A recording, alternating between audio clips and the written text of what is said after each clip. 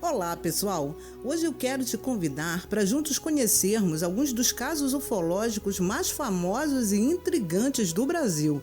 Apesar de termos dezenas de casos brasileiros para contar, o Assiste Aí trouxe hoje 5 desses casos que vão te deixar, no mínimo, muito pensativo. Então vamos agora para o top 5 de casos ufológicos brasileiros. Top 5. Caso Vilas Boas, em 1957.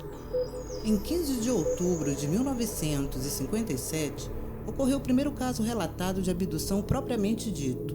Aquele em que a vítima é levada contra sua vontade para dentro de aparelhos voadores desconhecidos e geralmente são submetidos a variados testes e experimentos. Esse caso ocorreu na zona rural de São Francisco de Sales, lá em Minas Gerais. Teve como protagonista Antônio Vilas Boas, que na ocasião tinha 23 anos. Antônio era filho do proprietário da fazenda e naquela noite arava o campo com o auxílio de um trator. Por volta da 1h da madrugada, Vilas Boas observou uma estrela vermelha que aparentemente se aproximava de onde ele se encontrava. Mas em pouco tempo ele logo percebeu que não se tratava de uma estrela, e sim de um aparelho de grandes dimensões e fortemente iluminado, que pairou sobre o trator a mais ou menos uns 50 metros de altura e que logo em seguida veio a pousar nas proximidades. Pouco depois do pouso, saíram do objeto vários seres vestindo escafandros, que dominaram Antônio e o levaram à força para dentro da nave.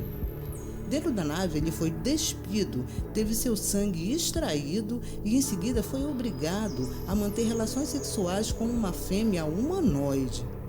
Após tudo isso, Antônio recebeu suas roupas e foi levado de volta. O caso foi pesquisado por 2 médicos e ufólogos cariocas, Olavo Fontes e Walter Buller, que através de exames em Antônio Vilas Boas diagnosticaram exposição à radiação que gerou insônia, cansaço, dores no peito, náuseas, dores de cabeça, perda de apetite, ardência nos olhos, lacrimejamento permanente e lesões cutâneas provocadas por contusões, até as mais leves. Top 4. Caso Forte de Itaipu, também no ano de 1957. O caso intrigante de ferimentos causados por um OVNI ocorreu no Forte de Itaipu, na costa sul do estado de São Paulo, onde 2 soldados que estavam de sentinelas no forte sofreram queimaduras causadas por um OVNI. Na verdade, não se sabe se foram deliberadamente atacados ou se meramente sofreram com a radiação não intencional emitida pelo OVNI. Era 4 de novembro de 1957, quando 2 guardas que estavam fazendo a sentinela no topo do Forte de Itaipu observaram uma imensa luz alaranjada no céu. Primeiramente, eles pensaram que se tratava de uma estrela. Só depois, quando o objeto já estava descendo em alta velocidade diretamente sobre o forte, foi que eles perceberam o OVNI. A aproximadamente 300 metros acima deles, o objeto reduziu a velocidade e continuou descendo vagarosamente, sem emitir um mínimo ruído sequer, até que repentinamente parou e pairou no ar a 50 metros acima dos soldados. Segundo os sentinelas, o objeto era circular, tendo aparentemente 30 metros de diâmetro e uma forte luz alaranjada. Apesar de estarem armados com metralhadoras, não passou por suas cabeças atirar ou soar o alarme. Eles estavam atônitos. De repente, o objeto emitiu uma enorme onda de calor, a qual atingiu os 2 soldados. A onda veio com grande intensidade, mas nenhuma chama ou faixa de luz foi avistado. Seus uniformes pegaram fogo e um dos soldados chegou a desmaiar. O outro soldado, que gritava de dor e de medo, se jogou no chão e rastejou até um despenhadeiro procurando por abrigo. Seus gritos chegaram a acordar os outros soldados do forte, mas antes de que qualquer um deles pudesse vir até a área, todas as luzes do forte se apagaram. Os 2 homens então foram levados para dentro do forte com queimaduras de 1º e 2º graus em mais de 10% dos seus corpos e receberam tratamento médico. Top 3. Operação Prato, em 1977. Ocorrida entre outubro e dezembro de 1977, a Operação Prato foi deflagrada pelo 1º Comando Aéreo Regional, órgão da Força Aérea Brasileira com sede em Belém do Pará, a fim de investigar o surgimento e a movimentação de OVNIs na região dos municípios de Vigia de Nazaré, Colares e Mosqueiro. Após inúmeros relatos de pessoas sendo feridas por luzes que causavam queimaduras, a operação da aeronáutica comandada pelo capitão Irangê Holanda se dirigiu ao local e registrou fotos e vídeos dos eventos. Segundo o relato da médica doutora Velaide, então com 24 anos na época, que atendeu a vários pacientes no posto de saúde da cidade de Colares, eles apresentavam crise nervosa, cefaleia, astenia, amortecimento parcial do corpo, tremores generalizados, tonturas e também queimaduras de 1º e 2º graus e marcas de microperfurações. Estes ataques passaram a ser chamados pelos moradores de chupa-chupa, já que achavam que os alienígenas retiravam sangue das vítimas. Em novembro de 1977, a Agência de Belém do então Serviço Nacional de Inteligência enviou um documento à Agência Central em Brasília relatando sobre o caso. Eles informaram que, inicialmente, acreditava-se que tudo não passava de misticismo da população pobre da região, mas, depois, os eventos se tornaram mais evidentes até que montaram um posto de vigília. O caso ganhou tanto destaque que virou documentário no canal History Channel, no qual foi chamado de o caso Roosevelt brasileiro. Referência a um dos casos mais famosos de OVNIs do mundo, ocorrido na cidade de Roosevelt, dos Estados Unidos, em 1947. No ano de 1997, o capitão Irangê decidiu voltar a falar sobre o tema, só que dessa vez abertamente, admitindo questões que não tinham sido expostas até então. 2 meses após a sua polêmica declaração, o comandante Holanda foi encontrado morto em sua própria casa. O homem se enforcou, acreditem vocês, com a corda do seu roupão. Sua morte repentina, logo após uma grande revelação, acabou gerando algumas teorias, como a de que ele teria sido morto por revelar informações sigilosas, ou que, na verdade, Holanda teria forjado seu falecimento para mudar de identidade e deixar o Brasil. Nenhuma dessas teorias acabou sendo comprovada. Top 2. Incidente em Varginha, em 1996. Em janeiro de 1996, Varginha, em Minas Gerais, vivenciou o incidente ufológico mais conhecido do Brasil. A jovem Cátia Andrade Xavier e as irmãs Liliane de Fátima e Valquíria Aparecida Silva teriam visto uma criatura estranha enquanto atravessavam um terreno no bairro Jardim Anderê. De acordo com as testemunhas, quando elas passaram no local, Cátia teria dado um grito. As irmãs olharam para a mesma direção e viram uma criatura agachada com umas manchas parecendo veias na pele e algumas protuberâncias na cabeça. Assustadas, as meninas saíram correndo. Elas teriam voltado minutos depois, acompanhadas de suas mães, mas não encontraram mais nada. As meninas relataram que um pedreiro que trabalhava próximo ao terreno teria dito que os bombeiros já haviam levado aquele bicho estranho.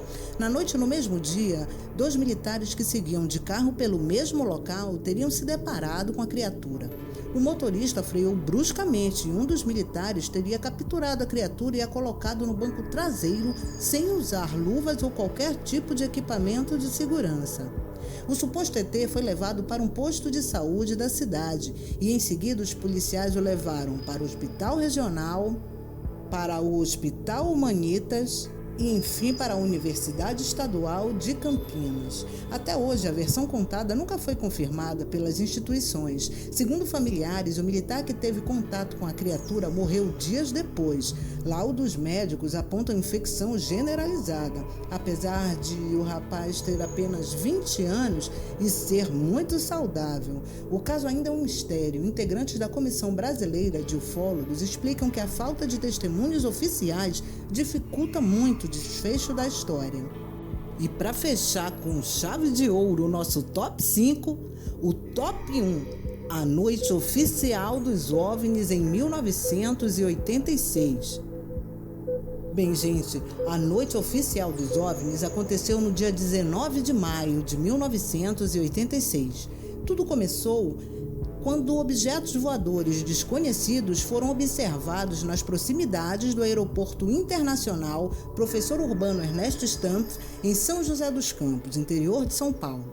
E também foram detectados pelos radares do Centro Integrado de Defesa Aérea e Controle de Tráfego Aéreo, SINDACTA-1, em Brasília. A partir disso, galera, caças F-5 e Miragem decolaram das bases aéreas de Santa Cruz, no Rio de Janeiro, e de Anápolis, em Goiás, em defesa do nosso espaço aéreo. Ao todo foram avistados e perseguidos 21 OVNIs, com o evento podendo ser visto de 4 estados diferentes, Paraná, Rio de Janeiro, Goiás e São Paulo, durante cerca de 3 horas. No dia seguinte, o tenente brigadeiro do ar, Otávio Júlio Moreira Lima, então ministro da Aeronáutica, convocou uma coletiva de imprensa para contar ao Brasil sobre a operação montada às pressas no dia anterior para conseguir perseguir os objetos voadores não identificados. Em 2009, a FAB divulgou um relatório oficial sobre o caso, no qual afirmava que os fenômenos são sólidos e refletem, de certa forma, a inteligência pela capacidade de acompanhar e manter distância dos observadores. Em suma, para os militares brasileiros que acompanharam a noite oficial dos OVNIs, são vários e fortes indícios de que aqueles objetos poderiam realmente ser discos voadores. Relatos de caças da FAB perseguidos pelos OVNIs e registro das conversas mantidas entre os pilotos e os controladores de voo estão entre os documentos mais valiosos da ufologia brasileira. Ouça a gravação liberada pela Aeronáutica do controlador de voo de São José dos Campos, sargento Sérgio Mota da Silva, e logo a seguir o piloto-capitão Armindo de Souza, que estava em um dos caças perseguindo um OVNI com armamento pronto para ser utilizado.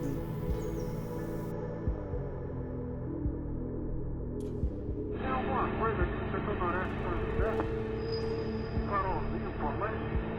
Eu tô olhando bem, o bicho tá parado. Sobe, nem desce, vai pra esquerda e pra direita. Tá paradinho lá.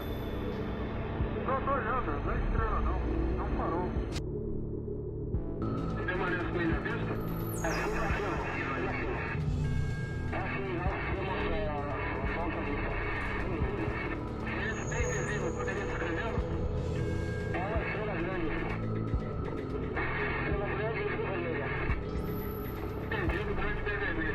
Controle de São Paulo será alertado. Controle do trânsito. Mas parecem estrelas, mas o radar não pega estrelas. O que é isso? Você observa uma mudança de cor alguma coisa? Pode ser. Aí movimento, né? Rapaz, eu não sei. Pra mim, ontem aqui pareceu uma estrela, mas só que ponta de fogo bonito, rapaz. Tá vermelho, amarelo, branco. Tá dando um monte de coisa. Pô, tão barato isso aqui. Deve ter uns caras por aqui já pelas fotos que eu tô fazendo aqui. Ainda bem que vocês estão vendo também, senão eu ia pensar que eu tô ficando doido. Porra, rapaz, tô arrepiando, meu irmão.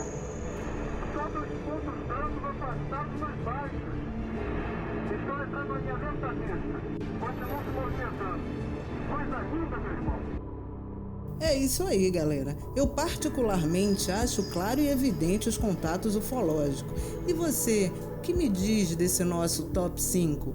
Deixa aí nos comentários a sua opinião. Obrigada mais uma vez por assistir o vídeo e não esqueça de curtir e compartilhar se você gostou.